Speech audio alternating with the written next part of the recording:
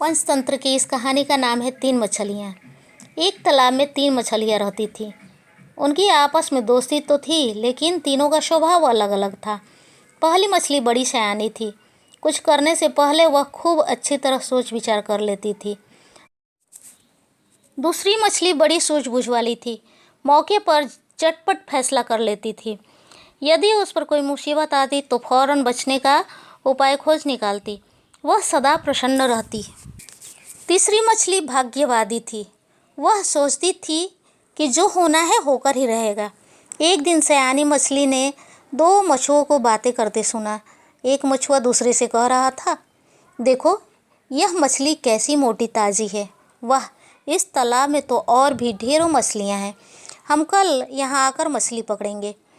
सयानी मछली भागी भागी अपने दोस्तों के पास पहुँची और सारा हाल कहकर बोली, हमें आज ही इस तालाब को छोड़ देना चाहिए और नहर के रास्ते दूसरे तालाब में चले जाना चाहिए। सूझबूझ वाली मछली ने कहा, अरे मछुए आए तो सही, मैं बचने का कोई ना कोई उपाय ज़रूर निकाल लूँगी।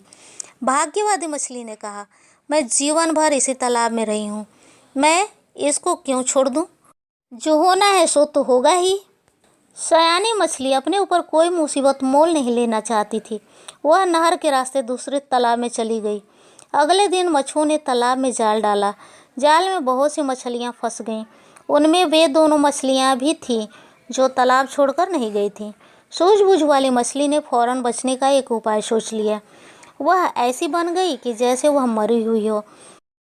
मछुए ने दूसरी मरी हुई मछलियों के साथ उसे भी निकालकर फेंक दिया। वह खिसकती हुई तालाब में जा गिरी और बच गई।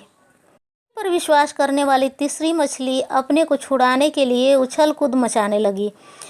जब एक मछुए ने उसे ऐसा करते देखा तो उसे पकड़कर वहीं मार डाला।